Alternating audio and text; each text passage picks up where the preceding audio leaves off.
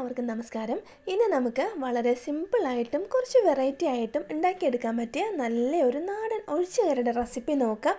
ചോറിന് മാത്രമല്ല കേട്ടോ, ചപ്പാത്തിക്കും അപ്പത്തിനും ഒക്കെ കൂടെ കഴിക്കാം. ഒരുപാട് ഇൻഗ്രീഡിയൻസ് ഒന്നും വേണ്ട. വെറും 5-10 മിനിറ്റ് കൊണ്ട് ടപ്പേന്ന് ഉണ്ടാക്കിയെടുക്കാൻ പറ്റിയ ഒരു സിമ്പിൾ കറിയാണ്. അപ്പോൾ എങ്ങനെയാണ് ഇതിൻ്റെ പ്രിപ്പറേഷനും കാര്യങ്ങളൊക്കെ എന്ന് നോക്കാം. നമുക്ക് നേരെ വീഡിയോയിലേക്ക് പോകാം.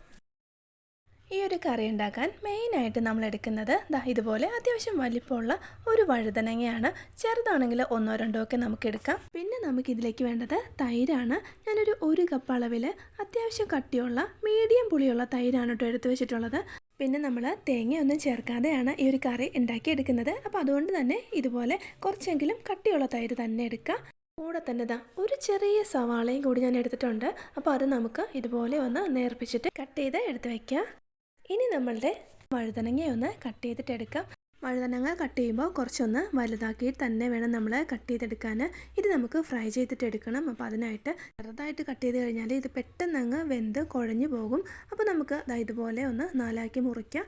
എന്നിട്ട് നമുക്ക് നെടുവേ പിളർന്ന് 4-5 ഒക്കെ ആക്കി നീളത്തിലൊന്ന് കട്ട് ചെയ്തെടുക്കണം. അപ്പോൾ ഇതുപോലെ തന്നെ കട്ട് ചെയ്തെടുക്കണമെന്ന് ഒരു നിർബന്ധവും ഇല്ല കേട്ടോ. നമുക്ക് ഇഷ്ടമുള്ള രീതിയിൽ കുറച്ചൊന്ന് വലിപ്പത്തിൽ കട്ട് ചെയ്യണമെന്നേ ഉള്ളൂ. ഈ ഒരു കറി റെഡിയായി വരുന്ന ടൈമിൽ ഇതിലെ വഴുതനങ്ങ മാത്രം തിരുമ്മി കൂട്ടി ചോറ് കഴിക്കാനായിട്ട് ഭയങ്കര ടേസ്റ്റാണ്. എന്തോരം ചോറ് വേണമെങ്കിലും കഴിച്ചു പോകും കേട്ടോ. അപ്പോൾ ഈ രീതിയിൽ ഞാൻ കട്ട് ചെയ്തെടുത്തിട്ടുണ്ട്. ഇനി ഇതിലേക്ക് നമുക്ക് കുറച്ച് പൊടികളൊന്നിട്ട് മാരിനേറ്റ് ചെയ്ത് വെക്കണം. അപ്പോൾ അതിനായിട്ട് ഒരു 1/2 ടീസ്പൂൺ അളവിൽ മഞ്ഞൾപ്പൊടി ചേർത്ത് കൊടുക്കാം. ഇനി ഒരു 2 ടീസ്പൂൺ അളവിൽ സാധാരണ മുളക് പൊടി ചേർത്ത് കൊടുക്കാം. ഇനി ഒരു 1/2 ടീസ്പൂൺ അളവിൽ മല്ലിപ്പൊടിയും കൂടി. ഇനി ആവശ്യത്തിനുള്ള ഉപ്പ് ചേർത്ത് കൊടുക്കാം. ഞാനൊരു 1/4 ടീസ്പൂണോളം ഇപ്പോൾ ചേർത്ത് കൊടുക്കുന്നുണ്ട്. കൂടെ തന്നെ 1 ടീസ്പൂൺ നിറയെ വെളിച്ചെണ്ണയും കൂടി ഒഴിച്ചു കൊടുക്കാം. ഇനി ഇതെല്ലാം കൂടി നന്നായിട്ടൊന്ന് മിക്സ് ചെയ്ത് കൊടുക്കാം. കൈവച്ചിട്ട് തന്നെ പതുക്കെ ഒന്ന് മിക്സ് ചെയ്താൽ മതി. ആ ഒരു മസാലയും കാര്യങ്ങളൊക്കെ വഴുതനങ്ങയിലേക്ക് നന്നായിട്ടാവുന്ന രീതിക്ക് ഇതുപോലെ ഒന്ന് ചെയ്തെടുക്കാം. എന്നിട്ട് നമുക്കിതൊരു 10 മിനിറ്റ് ഒന്ന് റെസ്റ്റ് ചെയ്യാനായിട്ട് വയ്ക്കാം. ഇപ്പോൾ ഒരു 10 മിനിറ്റ് ആയിട്ടുണ്ട് കേട്ടോ. നന്നായിട്ട് വഴുതനങ്ങയിൽ ഉപ്പും എരിവും ഒക്കെ പിടിച്ചിട്ടുണ്ട്.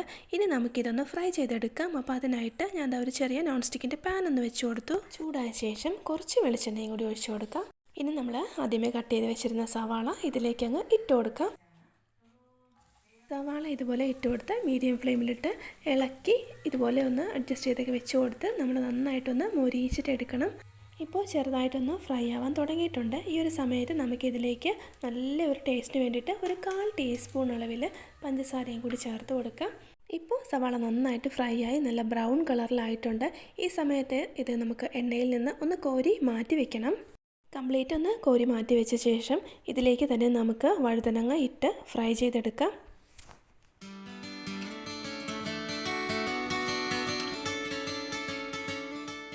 അപ്പോൾ ഇനി നമുക്ക് വഴുതനങ്ങയും കൂടി മീഡിയം ഫ്ലെയിമിൽ വെച്ചിട്ട് നന്നായിട്ടൊന്ന് കുക്ക് ചെയ്തിട്ടെടുക്കാം. ഒന്ന് അഡ്ജസ്റ്റ് ചെയ്ത് ഇതുപോലെ ഒന്ന് വെച്ച് കൊടുക്കാം.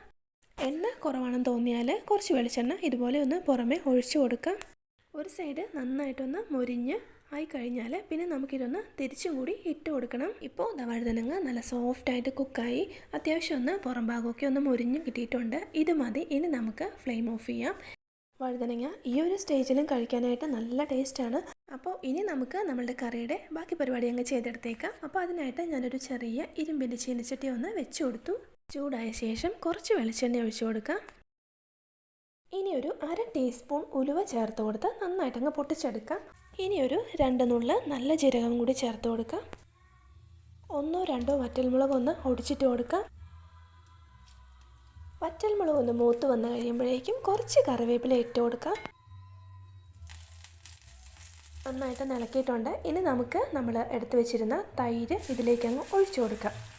തൈര് ഒഴിച്ച ശേഷം നന്നായിട്ടങ്ങ് ഫ്ലെയിം കുറച്ച് വയ്ക്കുക. തൈര് തിളയ്ക്കാൻ പാടില്ല. തിളച്ച് കഴിഞ്ഞാൽ എല്ലാവർക്കും അറിയാമല്ലോ, അതങ്ങ് പിരിഞ്ഞ് വരും. അപ്പോൾ നന്നായിട്ടൊന്ന് മിക്സ് ചെയ്ത് കൊടുക്കാം. എന്നിട്ട് നമുക്ക് നമ്മൾ ഫ്രൈ ചെയ്ത് വെച്ചിരുന്ന വഴുതനങ്ങ ഇതിലേക്കങ്ങ് ഇട്ട് കൊടുക്കാം.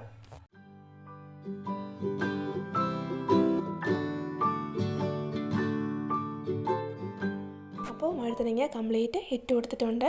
ഇനി ഇത് നന്നായിട്ടൊന്ന് മിക്സ് ചെയ്ത് കൊടുക്കാം. എന്നിട്ട് നമുക്ക് ഫ്ലെയിം ഓഫ് ചെയ്തേക്കാം. എല്ലാം കൂടി നന്നായിട്ടൊന്ന് മിക്സ് ചെയ്ത് കഴിഞ്ഞാൽ പിന്നെ ഉപ്പ് നോക്കാൻ മറന്നു പോകരുത്. അപ്പോൾ ഞാൻ നോക്കിയപ്പോൾ ചെറിയൊരു ഉപ്പിൻ്റെ കുറവുണ്ട്. അപ്പോൾ ഞാൻ ഒരു 3/4 ടീസ്പൂണിനടുത്ത് ചേർത്തിട്ടുണ്ട്. എല്ലാം കൂടി നന്നായിട്ടൊന്ന് മിക്സ് ചെയ്ത് കൊടുത്താൽ മാത്രം മതി. വഴുതനങ്ങ കൊണ്ട് വളരെ സിമ്പിളായിട്ട് തയ്യാറാക്കി എടുക്കാൻ പറ്റുന്ന നല്ലൊരു എളുപ്പ കറിയാണ്. തേങ്ങയോ അതുപോലെ ഇഞ്ചി വെളുത്തുള്ളി അങ്ങനത്തെ ഐറ്റംസ് ഒന്നുമില്ലാതെ തന്നെ വളരെ സിമ്പിളായിട്ടുള്ളൊരു കറിയാണ്. ഈ ഒരു കറി നമ്മൾ ഉണ്ടാക്കി കഴിഞ്ഞാൽ ഒരു 10 മിനിറ്റ് ഒന്ന് ആറാനായിട്ട് വയ്ക്കുക. ആറിയ ശേഷം നമ്മൾ ഈ ഒരു കറി കഴിക്കുമ്പോൾ ഭയങ്കര ടേസ്റ്റ് ആയിരിക്കും. നല്ല കുറുകിയിട്ട് നല്ല ക്രീമി ആയിട്ടുള്ള ടെക്സ്ചറിലായിരിക്കും. അപ്പോൾ കറി ഞാൻ മറ്റൊരു പാത്രത്തിലേക്കൊന്ന് മാറ്റിയിട്ടുണ്ട്. ഇനി നമ്മൾ നേരത്തെ ഫ്രൈ ചെയ്ത് വെച്ചിരുന്ന സവാളയില്ലേ, അത് ഇതിൻ്റെ പുറമെ ഇട്ട് കൊടുത്തൊന്ന് ഗാർണിഷ് ചെയ്തെടുക്കാം. ഈ ഒരു സവാള നമ്മൾ കറിയോടൊപ്പം ചോറിന് കൂട്ടി കഴിക്കുമ്പോൾ ഭയങ്കര ടേസ്റ്റ് ആയിരിക്കും. നല്ല ചൂട് ചോറിനൊപ്പം ഈ ഒരു കോമ്പിനേഷൻ അടിപൊളിയായിരിക്കും. പിന്നെ ചോറിന് മാത്രമല്ല ചപ്പാത്തിക്കും അപ്പത്തിനും എന്തിൻ്റെ കൂടെ നമുക്ക് കഴിക്കാൻ പറ്റിയ നല്ലൊരു സൂപ്പർ കറിയാണ്. അപ്പോൾ എല്ലാവരും ഈ രീതിയിൽ ഇതുവരെ ട്രൈ ചെയ്ത് നോക്കിയിട്ടില്ലെങ്കിൽ ഒന്ന് ട്രൈ ചെയ്ത് നോക്കുക. തീർച്ചയായിട്ടും ഇഷ്ടപ്പെടും. അപ്പോൾ നമ്മുടെ വീഡിയോ ഇഷ്ടപ്പെട്ടാലൊന്ന് ലൈക്ക് ചെയ്യാനും സബ്സ്ക്രൈബ് ചെയ്യാനും ഒന്നും മറന്നു പോകല്ലേ.